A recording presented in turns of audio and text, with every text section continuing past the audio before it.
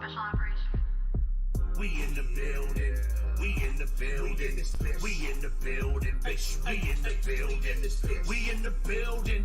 We in the building. We in the building, bitch. We in the building. Yo, what's going on, you crazy sons of bitches? Hey, Chris, what's up, man? You here? I'm here. You here and I'm here. Then we here. What's going on, you motherfuckers? How y'all doing, man? How's everybody doing? Listen. Boy, this is a crazy ass day. Hey, what's going on, Max? You sorry son of a bitch. Crazy ass day. So check this out, right? For some reason, I woke up mad early this morning. Like I was up at like 4 o'clock in the morning. All right, like real talk. I was up at like 4 o'clock in the morning, and I don't know. For some reason, like I couldn't fall back to sleep. Like I couldn't go to sleep because I knew something was on the horizon. Like this is a true story that I'm telling y'all right now. Okay, and so I just went with it. Right. I got up, took a shower, got ready, went to work. And I sit down and I look at my phone and oh my God, Quan Barkley agrees to a 1-year deal worth $11 million. What in the hell is going on? Listen, hot Quan summer, all right? Hot Quan summer. I'm so damn happy. I'm so damn happy that we can now talk about football. I'm so happy. Like, y'all don't understand how happy I am that we can just talk about football because now everybody is here, okay? The entire roster is here. Everybody's on a contract. Everybody's signed. Everybody might not be all the way happy, but everybody's here. We're all here together, okay? So, like, man, let's do this. Check it out. First and foremost, I want to give props to Saquon Barkley, all right?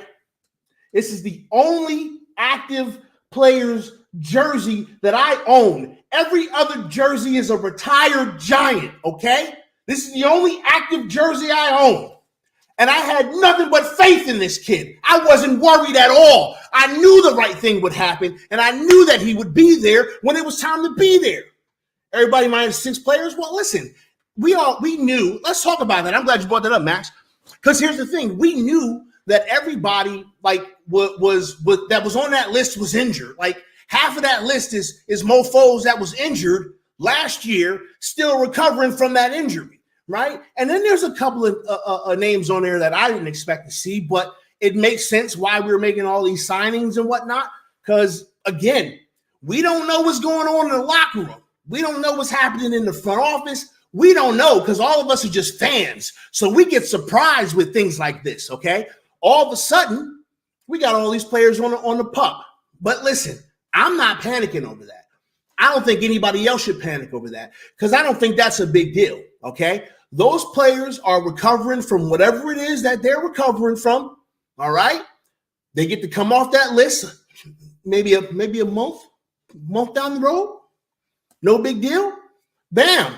There they are. So like I'm not worried about the players on that pup list. Y'all shouldn't worry about them either. Like seriously. It's all good. But like I said, shout out to Saquon Barkley, okay?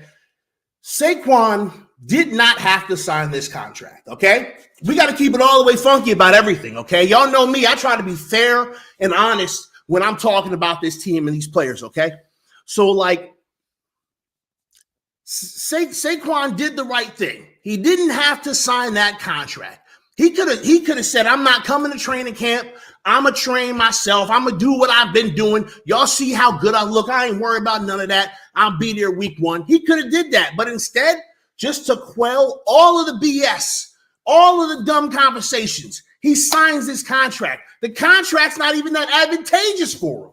What's he making, like $1 million? He's making like $1 million more than what he was going to make? $1 million? I mean, come on, man. Like, they weren't close enough to sign a long-term deal, but they were able to agree on a 1-year contract for $1 million more than what he would make. All right. You can't tell me that Saquon's not putting the team before anything else. So props to him. Okay, that's enough of me you know what I mean, giving Saquon's flowers. I wanted to say something else, but y'all know, man, I'm on other people's stuff. Okay, now it should forever. Hey, what's going on, Daniel? How you doing? Appreciate you popping through. It shall forever be known that Joe Shane is your daddy. Okay, it shall forever be known that Joe Shane is your daddy. That's your daddy, okay? You show your daddy some respect. He ain't my daddy, though, but he's your daddy. You better show your daddy some respect, okay? Because listen, this man, Joe Shane, he is not playing around, Joe. Like, he is out here getting shit done.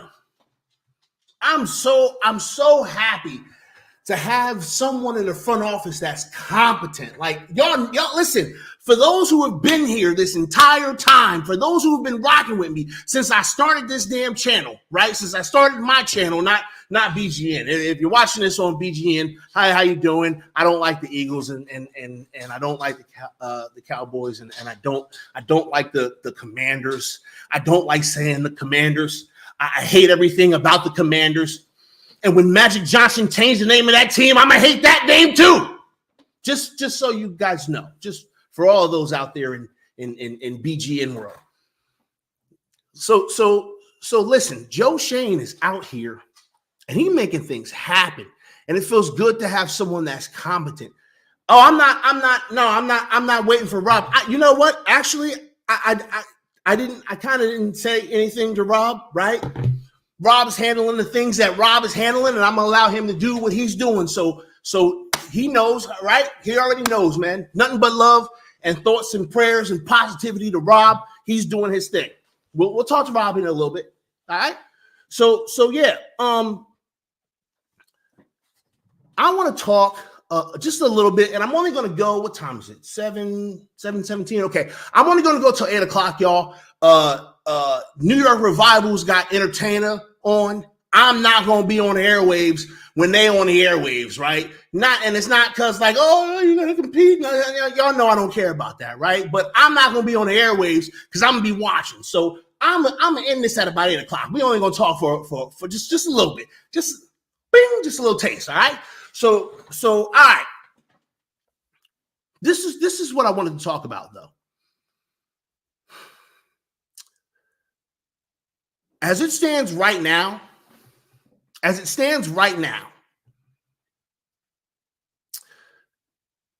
is the first time in a very, very long time that I can sit here and honestly say that as we are moving into the preseason, as we are moving into training camp, and barring anything, knock on some wood, barring anything crazy that happens that affects this roster, like, right? Barring anything like that, this is the first time in a very long time that this team feels like it could be about something. Like, I remember, like, I'm thinking back, right? I'm going back to when Coach Who the Fuck Was That was our coach, right? Because that was the last time that we had a coach for a couple of years. Rob, listen, I didn't know what you was doing, right?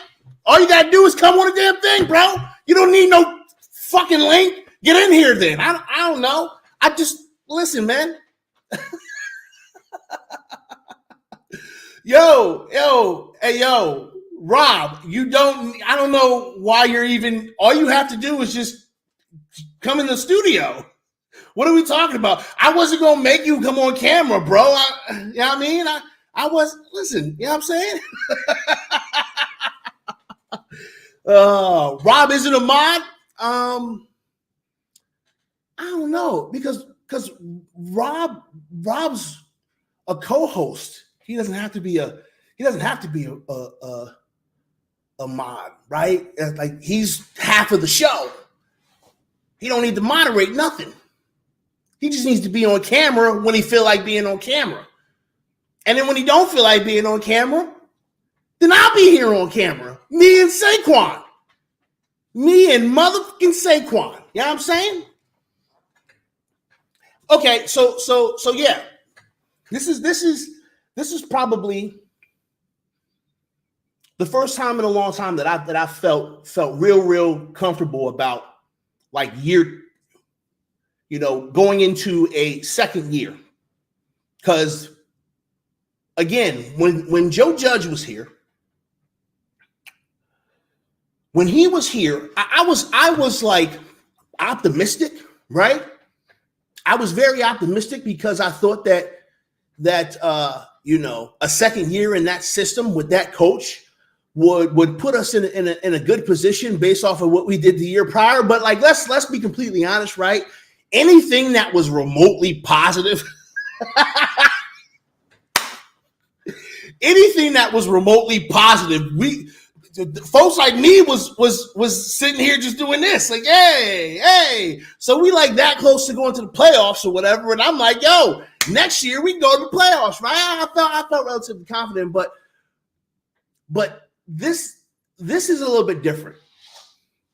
This is a little bit different. And the reason why this is a little bit different, because this time, this confidence level is legitimately due to the coaching staff and the front office. It's got nothing to do with the roster right now, right? Like this ain't got nothing to do. I don't know. I don't think I felt this comfortable about this team at this point of the season, the transition to the start of the season. I don't think I've ever felt this confident in the direction of this team. I don't think I've ever felt like this chill and relaxed and everything's okay, everything's good. Like this is how I feel, like legitimately. And y'all know me, man. Y'all know that I always try to be positive, but I always try to be honest. I always try to be honest, and I always try to never lie to y'all about how I feel, right? Never lie to y'all about when I was wrong, right? I'll never do that. So like at the end of the day, right, even after our Super Bowls, well, I mean, I'm talking about like present day, Max. I'm not talking about, I mean, like that was so many that was so many fucking years ago, bro. I was still in the Marine Corps. I was still in the Marine Corps when we won a fucking Super Bowl, bro. Like I didn't have a beard and blue hair. What you mean? We still talking about that? Come on, man. Come on, bro. Like, no, I'm not talking. I mean, like, I'm talking about in present time, man. Like, I haven't felt like this. Like, this is new for me as a Giants fan in this phase of my life. This feels different. And it has nothing to do with this roster. Like, I look at this roster and I'm like, yeah, okay. I can see some pieces of this roster, right? Do I think that this roster is a Super Bowl caliber roster? No, but I didn't think them old Super Bowl teams were Super Bowl caliber rosters either. But I don't even think I was that football smart back then, to be completely honest with you, right? Like I had football knowledge. I understood, like, you know, film and all that, right? But like I was still kind of like early in my learning how to think football years, right? So, like, you do trust him, though? Hey, listen. Hey, what's going on, Sarge? How you doing? Listen, I do. Like, this has nothing to do with this roster. I look at this roster and I'm like, cool. All right, we got some building blocks. We got some pieces. But my confidence level comes from the fact that, good grief, this coaching staff is fucking fantastic. Oh, my goodness. This front office is just moving and a shaking. Like, yo. It's dope, and I'm so excited about seeing how this coaching staff is going to use these players. I feel like this coaching staff understands the assignment when it comes to utilizing your players and what they're good at. This feels so good because I trust that this coach is cooking some shit up, y'all. This coach, his staff, they cooking some shit up, straight up. Yo, I am so excited. I couldn't be more excited about this season. And it's not about winning a Super Bowl, y'all. Like, we got to put it in perspective, right? We got to be honest with ourselves in regards to this team. We don't really know if this team is good or not. Okay, we don't really know what all is going to go down here. All right. So like the fact of the matter is that like this, we got to be honest with the fact that we are still building. Okay, just because we was in the playoffs and we won a playoff game, like that was cool. That was cool. Right? A little shocking, a little surprising, make you feel good, a little added bonus. You know what I'm saying? All right. This core group of players and this coaching staff have the potential to make the playoffs and possibly win a football game. Great. You're honestly expecting like an 8-9 record? God dang. Jesus. Listen, y'all. I don't normally do this, right? I don't normally do this, but it's a new day, right? I don't gotta live like a scared asshole, right? I don't got no chains to hold me, right? Fuck it. Let's do it. Giants winning 12 games, y'all. Giants winning 12 games. I don't ever do this. I don't ever do this, but where's the link? Motherfucker, this sorry son of a bitch. What the fuck do you mean? All you gotta do is come in the studio. You got access to the whole goddamn studio. And all right, hold on. God damn this. Yo, listen, y'all. Let me tell y'all something about this guy, RZeroB. If that's even your real name. Fucking asshole. The link is in there. I just sent it. I sent it to you. You got the link. You got the fucking you got the fucking link. It's in your fucking I hit you the DM. Jeez Louise. I don't know how you this fucking guy. Okay, anyway. Rob is popping. There he is. There we go. Hi, Rob. Hi, Rob. I wasn't going to make you get on camera, bro. Like, I wasn't going to, you know what I'm saying? I wasn't going to. Listen, I'm here. I'm here for one reason. All right. I got to put headphones on now. Hold on. I'm here for one reason. And one reason only. And that is to figure out. I just want to make sure I heard you right. Okay. Did you just say we're gonna win 12 fucking games? I said 12 games. I said 12 games. I think the ferry, the plane I said 12 games. I think all of that shit to San Francisco really fuck with your brain. I said 12 games. You said the Giants are winning 12 games. I said 12 games. You know what you are right now? What? Your big dash nose. Well, then you know that I know, motherfucker. 12 games, bitch. Dash, 12 games, bitch. I said it. I don't ever do this. I never do this, ever. 12 games. Bro. 12 games, motherfucker. 12 of them bitches. 12. You heard me. I said it. It's on wax now. If I'm wrong, fuck it. I don't care. But right now, in this moment, 12 games. Let's get it. Y'all know I don't talk like this. I never talk like this. 12 games. Let's go. What happened to you? 12 games. Brian Daboll happened to me. Joe Shane happened to me. Shut your mouth, son. The whole squad is here. Year 2. Year 1, but year 2. The whole squad is here. Ready to go. Quan is the fucking leader.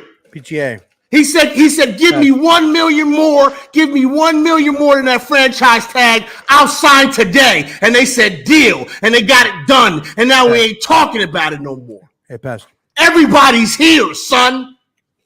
What you mean? Weren't you running laps for Joe Judge? I did run a lap for Joe Judge. I did. Yes, I fucking did. And I was wrong. And I was wrong. And I was wrong. But guess what? But guess what? No. But guess what? Here we go again. Nah, this is different. Nah, I'm sorry. Do we not have the coach of the year? Do we not have a fucking rookie coach of the year? How many times have you seen that happen, Rob? How many? No, answer my question, goddammit. You're not going to gaslight me and this motherfucker. This is question and answer. No, you can't ask. You can't answer my question question. No. What do you think about Kevin Stefanski as a coach? What do you think? What do you think about gargling on my balls? What do you think about that? What do you think about Kevin Stefanski as a coach? What are you talking about?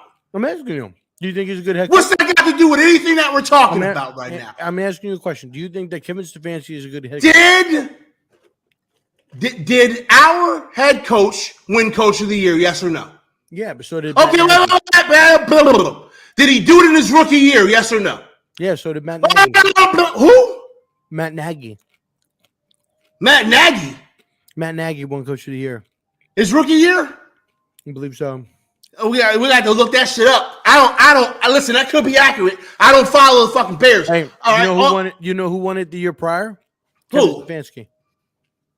Okay, Kevin Stefanski's not a bad fucking coach. Why are we pretending like? I'm just saying, bro. Let him do it for multiple years. You're gonna so let me. No, ain't nobody gaslighting nothing, bro. I'm just telling you that our head coach is the coach of the year. He's the best coach.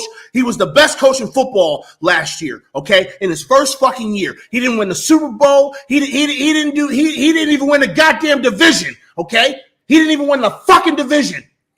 But he made the playoffs and he won a fucking playoff game with a roster that we thought couldn't win 2 fucking games at the beginning of the year. What are we talking about here? No, we are not going to sit here and pretend. We are not going to sit here and pretend that Brian Daboll did not exceed our expectations in year 0. We're not going to sit here and do that. I said 7 games they won 9. I said 7 games they won 9. We're not going to sit here and do that. They exceeded expectations. So you don't think this man who was cooking up shit, this man who got Daniel Jones to actually just be sufficient. Let's not go. Just be sufficient.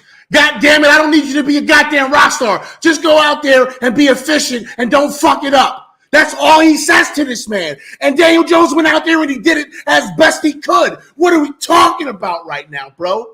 Are you serious? Oh, yeah, okay. You can poo-poo that shit all you want, bro. But I'm a football coach, motherfucker. I know some shit, all right? I know some shit. Joe Judge, you want to know what Joe Judge was really good at, though? Like, no bullshit, right? I know I jokingly call him Coach Who the F is that and all that, but you want to know what Joe Judge was really good at, though? Like, for real? Communication.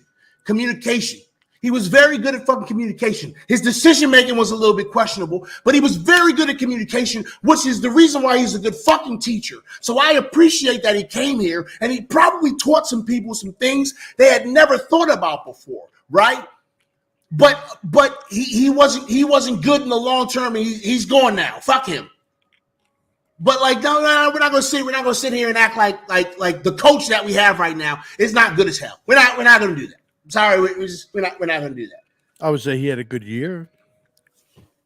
He's the best coach in football, bro. He's the best coach in football. I don't talk like this, Rob. I don't talk like this. So when I talk, fucking listen, okay? I get more things right than I get wrong. Would you take him over Bill Belichick? Today, right now? Yeah. In a fucking heartbeat. Without thinking twice about it. Without thinking fucking twice, I would take Brian Daboll over Bill Belichick right now, today. At present moment, June 25th at 7:34 p.m., I'm taking Brian Daboll over Bill Belichick. What has Bill Belichick done? Honestly, what has he done? He's the GOAT. But what the fuck has he done? He's not even scaring people right now. Hey, let's be honest. Who the fuck is scared of Bill Belichick right now? I'm not. I'm not fucking scared of no Bill Belichick. What are you talking about? We got to face the Patriots? That's a win. What you talking about, bro? They back to the Patriots that I grew up with Irrelevant. No one's talking about them. Didn't they win 7 games last year? No one's talking about the fucking Patriots. Who's talking about them? You hear them talk about them on the news? ESPN? They're The only motherfuckers talking about these motherfuckers is content creators. Content creators are the only people talking about the Patriots. They're in the AFC, which is loaded. Bro. And Bill Belichick won 7 games last year with Mac Jones. And what's that guy's name? Bailey Zappi. And they won 7 games. He won 2 less games than we did with Daniel Jones. With 2 quarterbacks. Was he done? I'll be very honest with you. If you want me to give you an honest answer, Wait. You put Daniel Jones on that roster, they go to the playoffs. Wait a minute. They go to the playoffs. Wait a minute. Oh, the Patriots? The Patriots? Yeah.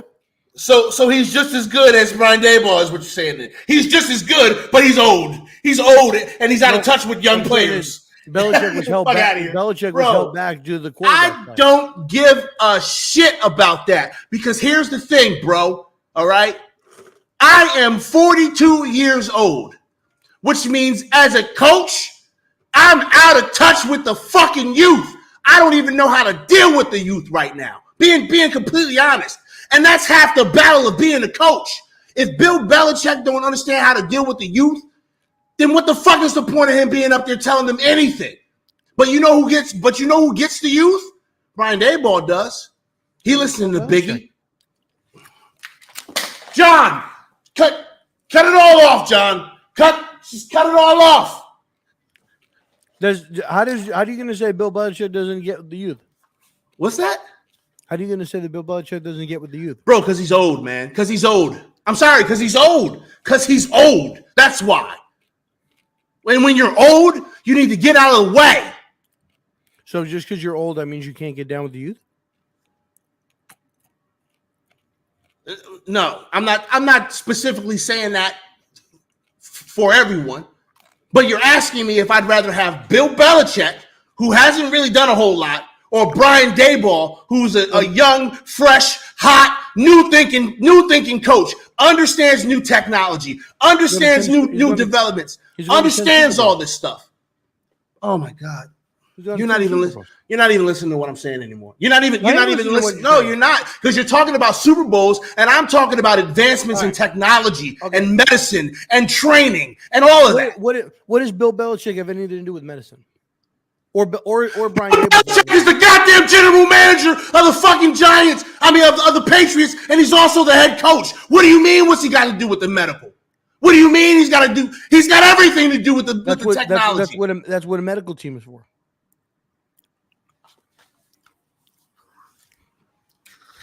Cool, Rob. So here's what you're telling me. So let me ask you a question. No, wait. If somebody with the Giants suffered a soft tissue injury, and it was lack of somebody with the training staff or the medical staff, is that on Brian Daboll? Or is that on the medical staff? When we were getting all those injuries last year, were you blaming Brian Daboll, or were you in spaces where people were blaming the medical staff or the medical team? Bro, I was blaming the coaches. I was blaming the medical staff. What are you talking about, bro? When have I ever not talked about this shit from a coaching standpoint? When have I ever not talked? I don't talk like this. I talk from a coaching standpoint. So as a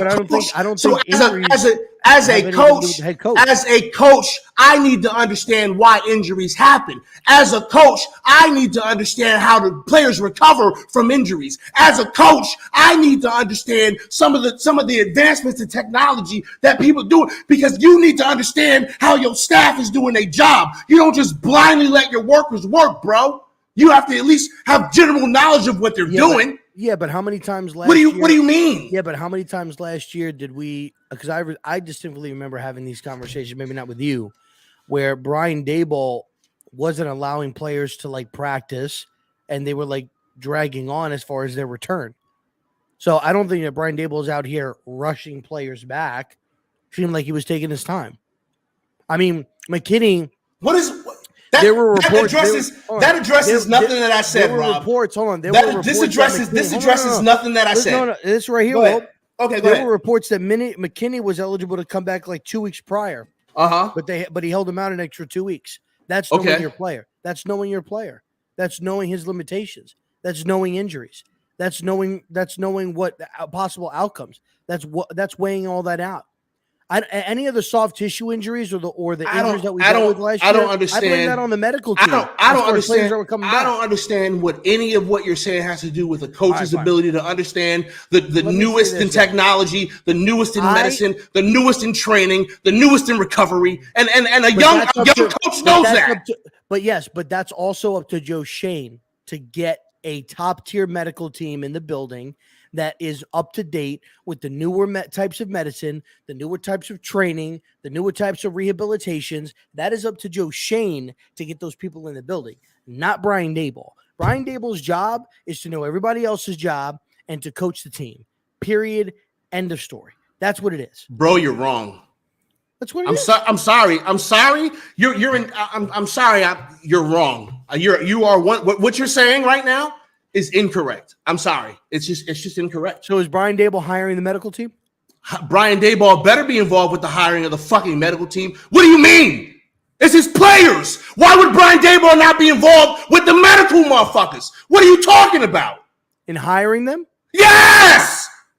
He could sit in on the conversation, but he's not the one making the final decision. Then if you're the general manager, you're a fucking idiot. And I quit. You're not going to have me be there as part of the hiring process for the motherfuckers that are going to be taking care of my players? Kiss my ass. Okay, let me ask you. What are you talking about, stupid? That's what I would say to you. Like, what? Do you think that Brian Daboll was a part of any of the contract negotiations this offseason with free agents or current players? What the fuck does contract negotiations have to do with the fucking medical team, Rob?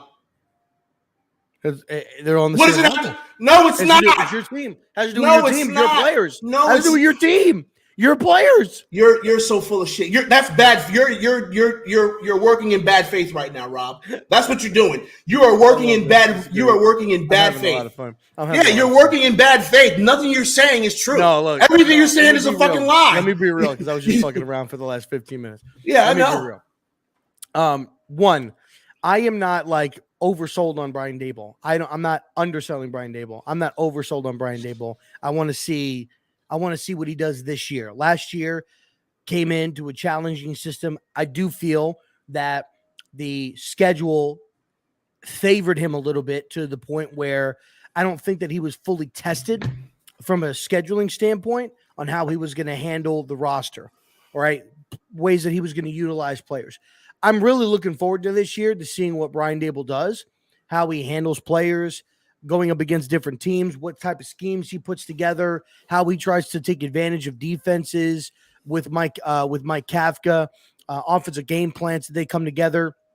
I really want to see how he uses, his time management, timeouts. I want to see what type of advantages. How many times last year that I see, him not take chances when it was about to be like halftime and you had like 1:50 on the clock and you're just kind of letting it go down to halftime. I want to see if he goes ahead and tries to get some points on the board, whether it's a touchdown, a field goal, really tries to press the defense, especially if you get the ball the second half, try to get a 10-point swing. Go out there, get 7, get 10 points, or something like that right before the half, and be a little bit more aggressive. I want to see that. Want to see his time management skills, but I'm not going to, yes, he won Coach of the Year, just like Daniel Jones had a great playoff game. Not going to take that away from him, but I'm not going to use that and overhype somebody when over just 1 year, because I did that with Joe Judge. You did that with Joe Judge.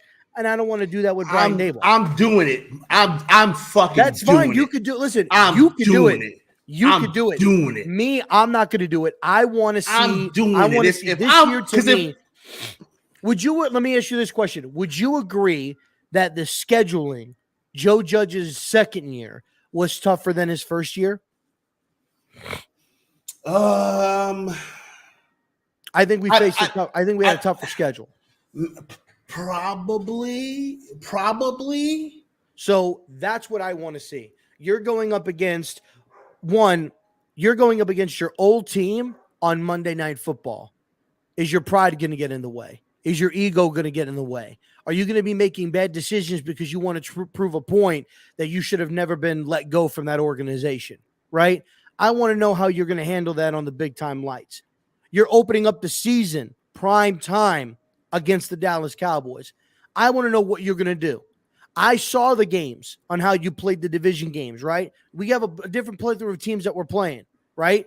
But now going into year 2, you played Dallas twice. Just because there were certain players that didn't play in both of those games, you coached in both of those games. You coached against Washington. You coached against Philadelphia twice. I want to see the adjustments that you're going to be making from the coaching perspective. What different things or what different types of scenarios are you going to be running through to go ahead and get your team prepared? I want to see that in the second season of Brian Daboll. If Brian Daboll leads this team to 10, 11, or 12 wins, like you said, say they win 12 games and they make it to the playoffs and we're competing for the division, but maybe we don't win, enough games as the Eagles and they win the division, but we came in second. We won a playoff game. We made it to the divisional round and we lost to the Eagles again. Right. I would be like, yeah, we got our guy. We've got our guy. We just have to get more talent for him to utilize. But if we come out here this year, now here's the other flip side to this. Let's just say based off of what's that fucking Twitter account? What is it? Stadium or something like that? Or was it maybe it was something to do with fantasy football? They put out a tweet saying the Giants were going to win 6 games. We were going to go 6-11 next season. Now, if we go 6-11, let's just say we go 6-11, but Brian Daboll wasn't necessarily really making bad calls or doing bad things. It was just the lack of performance by Barkley or the defense or Jones, or there was like a ton of injuries. I'm not going to hold that against him. But if we go 6-11 and he's making bad choices, he's challenging when we shouldn't challenge, he's going for it when we shouldn't go for it, he's pinning us and putting us in and putting the defense in bad situations or whatever the case may be, like, to me, then yes, I will question him. I want to see what he does in his second season.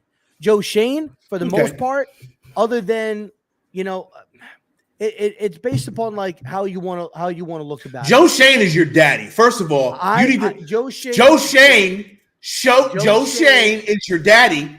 You better show some goddamn respect to your daddy. Time out. First and foremost, I am not going to sit here and act like Joe Shane had a master plan this offseason. Let me remind everybody here that Joe Shane tried to give Barkley a long-term extension before giving the quarterback a long-term extension, which is exactly what people were saying Dave Gettleman would have done. So he was about to make the same mistake. Had Barkley not been a fucking moron twice, okay, he basically saved Joe Shane, and Joe Shane fell into a perfect fucking situation where then he signed Daniel Jones. So Joe Shane, the praise that everybody's giving Joe Shane about this offseason, Ashawn Robinson, good signing. Bobby Okereke, good signing. Darren Waller trade, great trade. All of that stuff, good job, right? When it comes down to it, though, this whole thing could have been fucking ruined because he would have signed Barkley to a long-term contract, which I wanted, by the way. Where you on? Okay. Love you. I love you. I love you. Oh, I love you back. But he was going to sign Barkley to a long-term contract, which I would have been okay with, right? Because Barkley's my favorite player. But everybody else thought that was a bad thing because you don't want to invest in a running back. And he would have tagged Daniel Jones, which I would have loved, by the way. But he didn't do that. He signed. I would have been okay. Listen.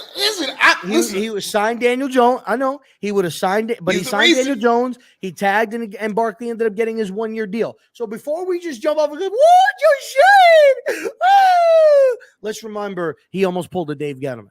I mean, listen. Barkley helped him twice. Listen. He almost fucked up once. Barkley said, "Are you sure you want to do this?" Because Dave Gettleman would have did this. I'm trying to help you. Respectfully, Joe Shane, no. Then Joe Shane called him up again, like, "Listen, Barkley, we need to get this done. I want to sign you long term, and I want to tag Daniel Jones." And Barkley said, "Listen," and then so Saquon said over the phone, "Listen, motherfucker, I tried helping you once. I was nice the first time. Fuck no, you're gonna be Dave fucking Gettleman. Sign the fucking quarterback. and then we can go back and forth about a contract afterwards. So Saquon Barkley helped this motherfucker, okay? But as I mentioned, Waller trade, Bobby Okereke signing, Ashawn Robinson signing, Nacho signing. For the most part, other than Nacho, I think everybody's on like a 1-year deal, or excuse me, Bobby Okereke is on a 4-year deal.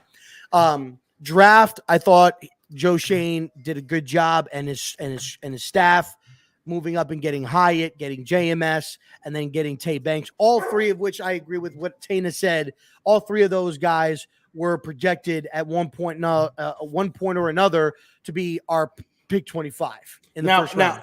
I got a question though. I got a question. Okay.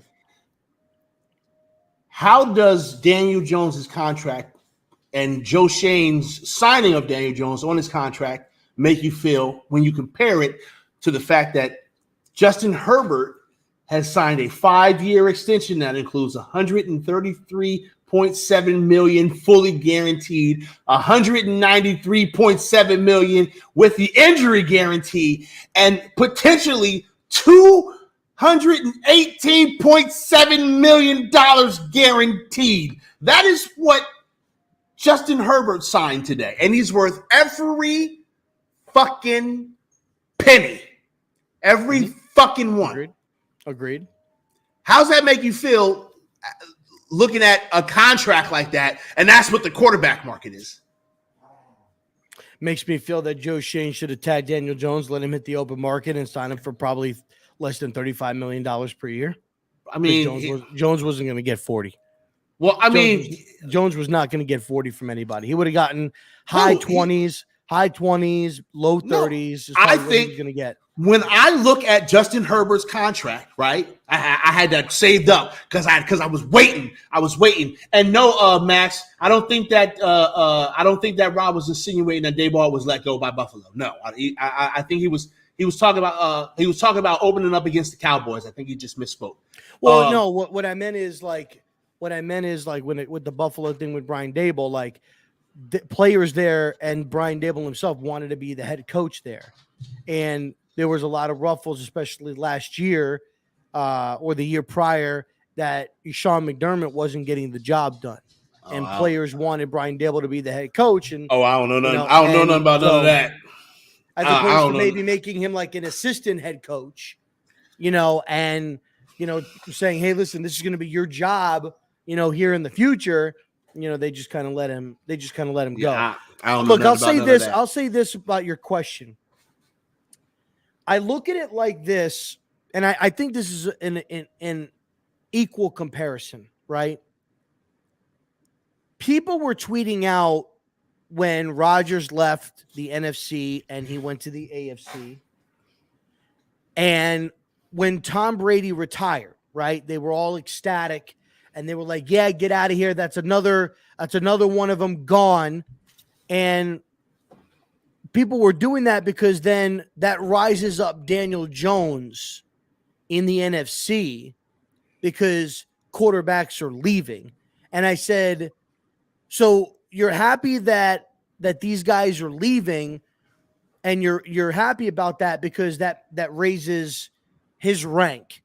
Because let's face it, if A-Rod was still like right now in the NFC, you could probably say Daniel Jones is maybe like top 8 quarterback in the NFC. Maybe he'd be outside the top 10 if Tom Brady never retired and Aaron Rodgers was still in the NFC. So now all of these contracts are coming out, and Jalen got his contract, Herbert got his contract. Now people that are using the fact that quarterbacks were leaving, Russ left, all of this stuff from the NFC, all of the good quarterbacks are leaving the NFC, which is raising up Daniel Jones's rank in the NFC. Now we're saying, oh, look at all these quarterbacks getting paid. Daniel Jones's contract is not so bad. It's literally the reverse thing. It just has to do with a contract versus rank of a performance. It's the same thing. So, look at Justin Herbert. $217 million. Our quarterback only got 96. We really dodged the bullet there. Joe Shane, masterclass. Job. No, that's not what we're saying, though. No, I'm not saying that's what you're. No, that's not what. I don't think that's what anybody is saying. Oh, yes, they are. Yes, they are. I don't think anybody feels that way. They did that. They did that with Jalen Hurts. When Jalen Hurts signed his deal, they were doing it like that because Jalen got like 182 million guaranteed or some crazy shit like that. Listen. I'm on this train. Okay, I've been riding this train. Lately, oh, I know you're on. No, you just got on the train. I've been riding this train for a few days. No. You know what you did? You were like Leonardo DiCaprio in the Titanic. You won this ticket in a hand of poker, and you jumped on by the seat of your pants. But guess what? Like Charlie Vagiano says, the Titanic is going down, and you ain't gonna be able to sit on a freaking headboard. You're gonna be sinking to the bottom. I'll never let go, Jack. Oh. Listen to me. I'll never let go, Jack. I'll never let go, Daniel. Listen to me. I'm too old to be doing this shit. I'll never let go, Daniel. I'll never let go. Okay, no, listen. I'm on this. I've been riding this Daniel Jones train for a couple of days, right? And I'm going to be honest with you. If Daniel Jones is able to put shit together, that contract is definitely going to look like amazeballs. It'll be changing very quickly. It'll only look amazeballs for 1 year. No, yeah. Well, listen, because if Daniel Jones after next year, not after this year, but after next year, he's getting a new deal. No, he won't. I don't know. It depends. Going into the 2025 season, he will get a new deal. Hold on.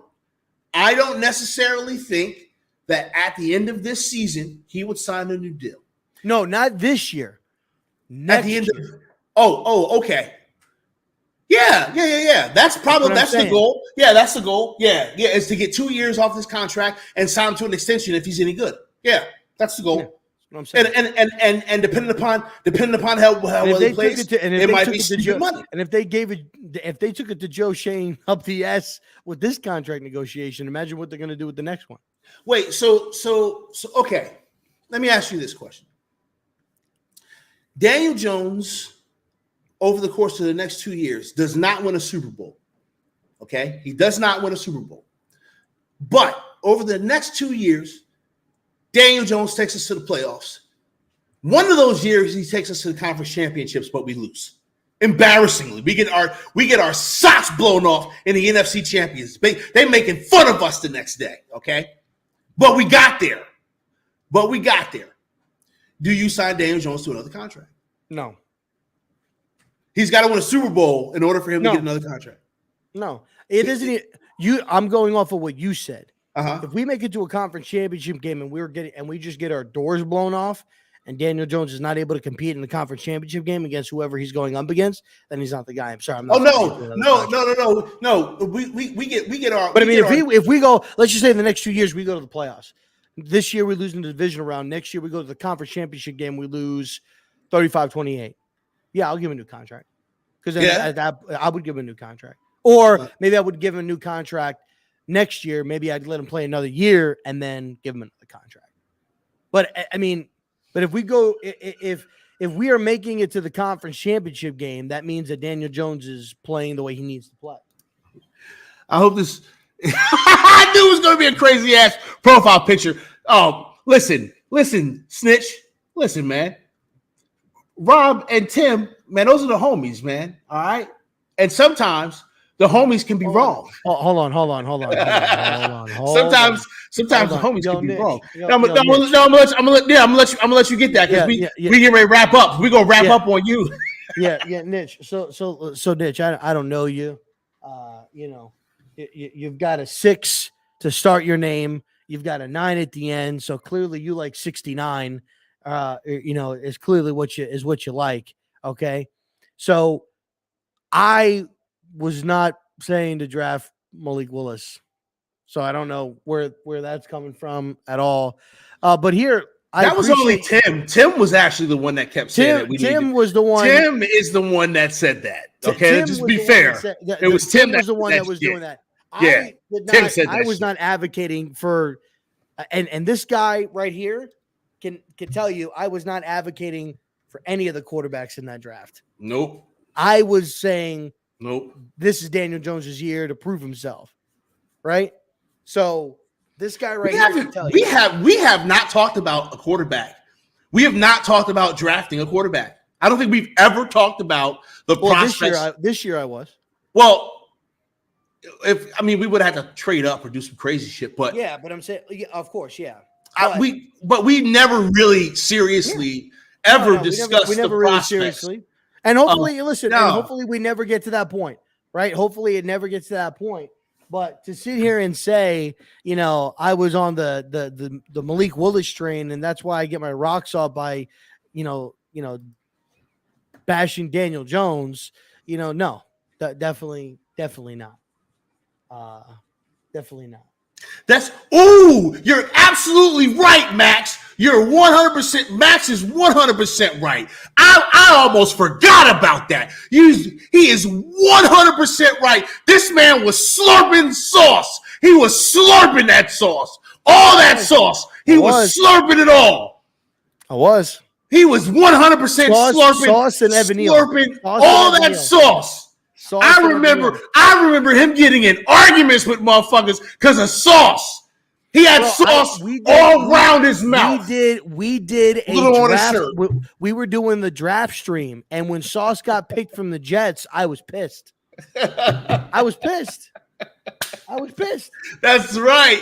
You had sauce all over yourself. Listen, don't mistake me for Charlie Facciano. Okay, don't mistake me for Charlie. Hey, yo, shout out to Charlie, man. Charlie's a legend. Exactly what Chris said. I am not Charlie. Yeah, listen, Charlie's a legend. All right, Charlie's a fucking legend, man. And he's so funny. He's so hilarious. Okay, so listen, we gonna get ready to wrap this up, y'all, because it's 8:00. Like I said, New York Revival is getting ready to go live here in about 25-ish minutes. And they're going to have the entertainer on that mofo. All right. So I don't know what the hell Rob just did. Rob is the type of dude that just walks off in the middle of the show. I was hoping he wasn't coming back because I was going to end the fucking okay, I understand. Baby was crying. I hope he wasn't coming back because I was going to end the show with Rob not being. Anyway, yeah. So we gonna get ready to wrap this bad boy up. And listen, everybody, go and check out New York Revival. They got Tana on there tonight. It's gonna be a great show. That's gonna be a great show. Yeah, man, we'll be back. We'll be back here. I don't know. When something happens, we'll be back and we'll be talking about it. So for RZeroB. Wait a minute. We got to get to this thing. I'm so out of practice of being a producer, right? So I have to go into the backstage thing, and I have to go and I have to get this. Yeah, there we go. Okay, so yeah,